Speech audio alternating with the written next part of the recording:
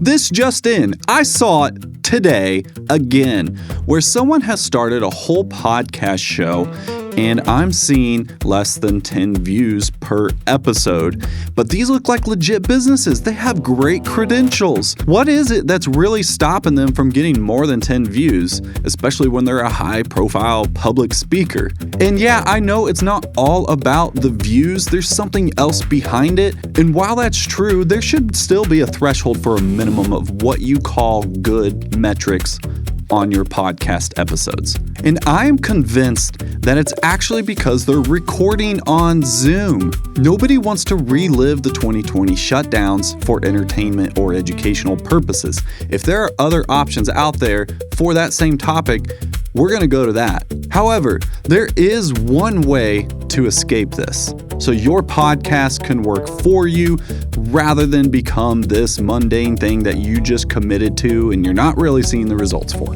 Or you'd simply just like to beef up and have more reach than what you're getting. Hey, what's up, everybody? Welcome back to another episode of the More Than Meets the Eye podcast, where we talk about what's behind a person, a practice, or a product, especially when it comes to marketing. Now, I'm Jerry Taylor, and I've got my Chiefs mug here with nothing in it because I already drank it right before. And I want to welcome you to JT Visuals. That's spelled without the I because there's more than meets the eye. So about this practice that we're talking about today, it is more of the DIY style for podcasters in a way for you to instantly upgrade your overall look, but really your effectiveness. Because it's not just about looking good, it's about actually being good.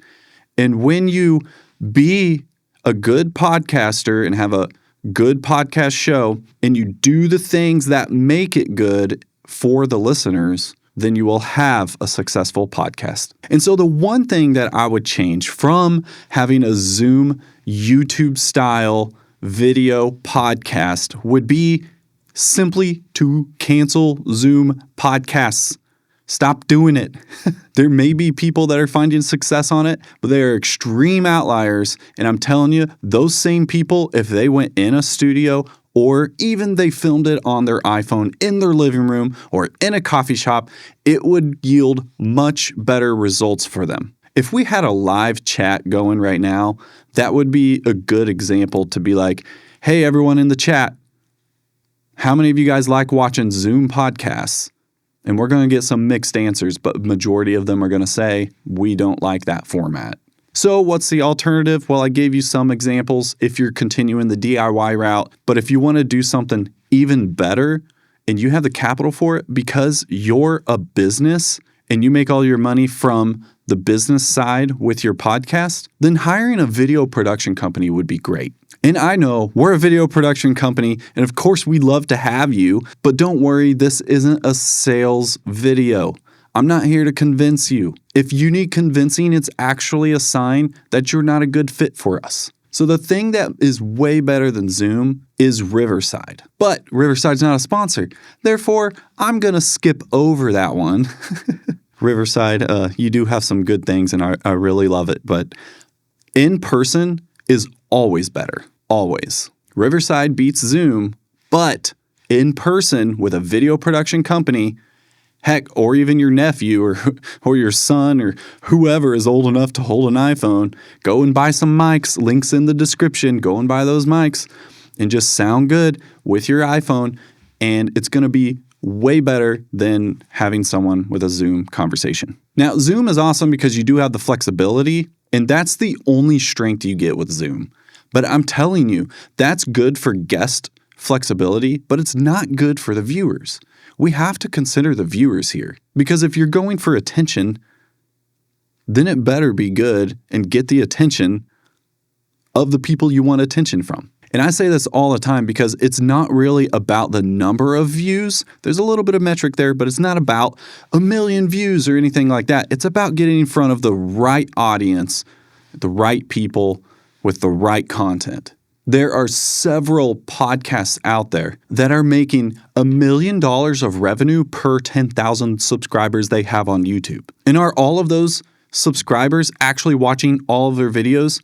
Who knows? But they're consistently getting in front of the right audience that is rightfully qualified for their business. So when you have a business with your podcast, that's when you can make all that money. And one of my favorite things about in-person is the vibe, the synergy. It's really good. And then you can have lunch before or lunch after, or you can have a conversation afterwards to gain feedback. You could bring someone on that's potentially a client, and you could do your strategy session and go through and audit their finances or whatever it is in the industry that you're in and why they would need a strategy session. Give them a plan live on the podcast. And then when the cameras turn off, enter into your sales mode and ask them if they would like to be a client. Now they've had this great experience. And you could literally use that as a lead magnet, and that is a really cool way to do it. Now, there's something important that you should understand about this, and that is the podcast paradox. This podcast paradox has to do with lots and lots of mixed messages on the internet, and you're wondering who to trust. And you know what? I would love to be the guide to be able to help you with that. And so it really depends on what you're going for. But some of those mixed messages are, should we go viral? Viral is good, but then you aim for virality and it's very competitive and it's hard to do it. And then there's people that are like, well, I do this for my business and I'm doing it for attention and then credibility. And my business is where I'll make money. And they get in front of the right audiences and make a lot of money with little views. But which one is better? Because if you got in front of the right audience, isn't there a lot more of them out there? So it's kind of a paradox. If your episode did get millions of views and you're in the real estate world, there's a lot more people that know about you now than if you got 100 views, but one of them paid. See what I'm saying? There's kind of this paradox of how many people do you want to get in front of and what do you find to be successful? So if you try to go viral, you might actually go viral, but you're going to strike out a lot and you're going to need a lot of at-bats to be able to hit that home run. And then you're going to need a system that can catch that virality. But then at the same time, if you have a good episode and you solve a specific problem for someone and that gives so much value to them, you only got 10 views on your video or 100 views. Usually 100 is my threshold for low, but can still be successful and generate results. But this podcast paradox is very hard to understand and to grasp, but it's to know that you're not alone. So if you do want to join a community, our Entrepreneur Experience Hub could be that community for you. We talk about everything business and podcasting and marketing, and it's open. It's there. We're there to help each other. It starts free. You can buy courses if you want, but you don't have to. The link for that is in the description, and that could be an answer to the podcast paradox. Where do I go? What do I do? How many times should I post? Is this too much? Should I be super niche? Should I start 10 channels? There's another paradox. Should I start 10 different handles so I get more followers? But then it's like, well, the algorithms aren't pushing based on followers. They're pushing based on every single individual piece of content. But then people will go to your profile and see that you're mixed and not want to follow, because while you make cake, and that's why someone found your video, they don't care about the knives that you sharpen. But the ones that are there for sharpening knives, they don't care about the cake part. So they're not going to follow you. But at the same time, you got the same effect because the algorithm's going to do its thing. So should you create all those different channels? I don't know. I'm seeing some people do it. I'm seeing some people not. So the whole thing would really be try it, test and measure. I'm going to say one thing, someone's going to do the opposite and get better results. Or someone else is going to say one thing and I'm going to say the opposite and get better results. You just never know because it's different for every single person and the algorithm is so hard to keep up with, which is the other paradox for podcasts. If you're audio only and you're building a large audience, man, I want to know what the heck are you doing? Like, you have so much more opportunity if you went video to reach even more people. Because I'm seeing like 10 to 20x when it's video format versus when it's audio only. And if you're that good growing a large audience with audio only, how good would you be if you went video? So really, it's okay not to know. It's okay to say, I don't know, when you're deciding about your podcast and the direction you want to go and the topics to cover. Try things. The most important thing is to be consistent and show up and continue to record, even if you're uncertain. And if you need help and get a coach or have trained AI help you, then that's even better. And the last thing to really understand about this podcast paradox is that we've been in two major paradigm shifts. And I think that's really like 2.5 because there's remnants of the previous paradigm shift. And what I'm talking about is in social media and in the attention world and really just media world in general. It was always called social media, but really it's not. It's not that social anymore. So it's actually more like interest media. People aren't going to go and watch your business podcast because you talk about good information on insurance. If insurance is in your name, nobody's going to really want to watch it unless you have a different angle about it. If you combine it with an interest that people have, you're going to get a lot more attention there. And then people will know that you're the insurance guy because you could combine it with like horror stories, or maybe you're really into golf. You could talk about golf, but then insert insurance with it or make yourself your own sponsor. That's the better way to go about it because you're going to reach more people in the niche of the interest. If you like guitars, have a guitar. Talk about guitars and guitar shops and amps and pedal boards, ambient tones, relate it to that, build an audience like that. And if that kind of audience needs insurance, there you go. So that's one of the paradigm shifts.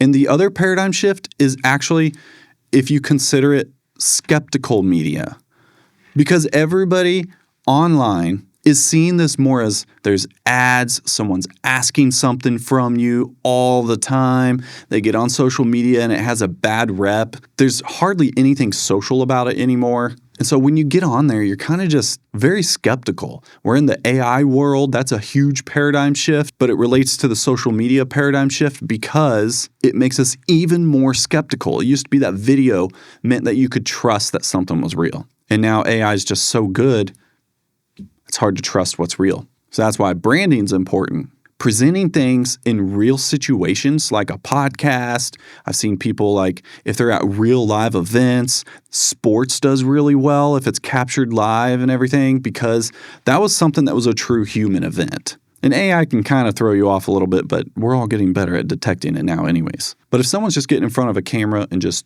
talking, and they haven't done that much or built a brand, they haven't built an audience, they haven't given enough value to have credibility for, then it can feel really skeptical for the viewer and hard to trust, especially because now in this marketing world and the way that we say things is in a way that disrupts known beliefs. For instance, if you wanted to grab someone's attention, a known belief would be, I should brush my teeth every morning or every day, every night. I should brush my teeth 3 times a day, whatever you want to go with. Dentists, please comment below and say what you suggest. But if you wrote an email or recorded a video and you said, most people think that they're supposed to brush their teeth 3 times a day, that's going to catch a lot of attention. Now, what you say next better deliver because we're not in this world of saying those things and then not having true fulfillment. And that's where the integrity comes in. So maybe your answer would be like, yeah, I don't brush my teeth, but I rinse it with the water thing or something like that. Like, I don't know if you guys know what I'm talking about. I'm not a dental master, hygienist, or oral surgeon or anything like that. Or shoot, I'm not even saying the right words. I'm rage baiting you, dentist. Leave a comment. So it's good with people being so skeptical that you can disrupt the pattern by saying things like that, but you just got to make sure that you deliver.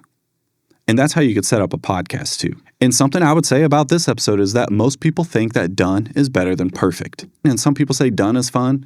While I live on those sayings, and it makes so much sense, you can read into it a little too much now. And there's a lot of AI-slop. There's a lot of people knowing about podcasts trying to DIY it now. So there's a lot to filter through. You're going to stand out a lot more if you put excellence into it. I'm not talking about perfection still, and I'm not talking about done, but I'm talking about excellence. That's the new standard. Excellence is better than perfect. Excellence is doing the best you can with what you have. It's tangible. You can actually do it. And when you hit 100% and then you do a little more, the icing on the cake, that's excellence. But if you're just going, oh, done, good enough, that's not going to stand out anymore since we're in this skeptical interest media world. Now, the half that I was considering on the paradigm shift was that we are technically still social media to some level. There are things that are very good that you could utilize on social media to help your podcast or your business. And that's things like personally branding yourself. I choose not to show my kids that much or anything because that's not what I want to do, but I can relate and talk about my kids, or I can relate and talk about how I went on this anniversary and give a shout out to my wife. Build off of those kind of posts because people do want to relate to people and they want to know what's going on with their friends. When we all stop posting at individual levels, we're not going to see a lot of the other stuff. We're not going to see the other stuff like what we really care for and wish social media was, because the algorithms kind of hide it. But when it's someone's birthday, someone's anniversary, that gets so much attention compared to regular other posts. People are actually interacting. People you actually know are commenting. They're writing and they're saying happy birthday. That makes it social media to me. That's the social aspect. And we've been in this world of social media where for personal, people would hate it because of all the hate out there and the division and the politics of everything, to where it was hard to recommend social media. There's the addictiveness to it. There's the company side of, Meta, what do they do with your data and all of that. That can make people very skeptical of wanting to be social on social media. And so it's always hard to recommend that, but it's been easy to recommend that businesses are on Facebook because even though we're all skeptical, we're all still on there and ads are still working. I saw 2 sponsored ads in a row on my Facebook feed. That's crazy. So please, I urge you, if you are serious about your podcast, consider making a few of those changes that I suggested because it is going to help it so much. And if there's anyone out there that has landed on this video and they've made changes that I've suggested, then leave a comment below because we want to know, what did you do? How did it work? We need more proof. Even YouTube, we need more proof for everything. It's hard to trust people. It's hard to trust me. There's people that scroll by and don't even hit like at all, and I get 0 likes on a reel or something. And that can feel hard for people to trust because there's 0. However, all the people I know in person are still seeing it and they're watching the video on mute. And then they tell me later at church or somewhere else at a networking event that they saw the video. So it's doing its job and it's bringing good results for my business, even though sometimes the metrics don't always line up. So to recap, please get off Zoom. 10 views, you can do better. Come on. Are you cutting those into shorts? Because shorts get a lot of views. We're seeing thousands in that all the time. How are you promoting it? How do you get your guests? How do you qualify your guests? Do you intro your show in a way that brings curiosity? What's the thumbnail look like? And then considering the podcast paradox, are you paralyzed by that or are you choosing a direction to go? Small audience, high ticket offers for your business, or you going mass audience and a lot of low ticket.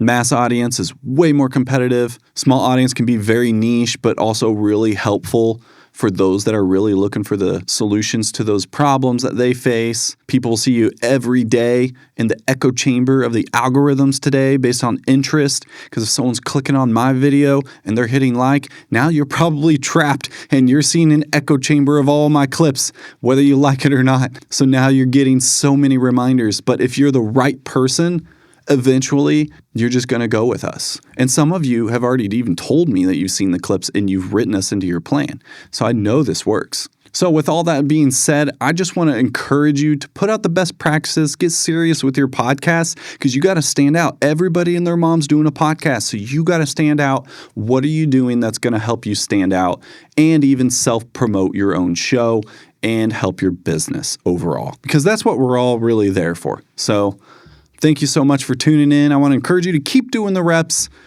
continue making content no matter what, and keep on keeping on.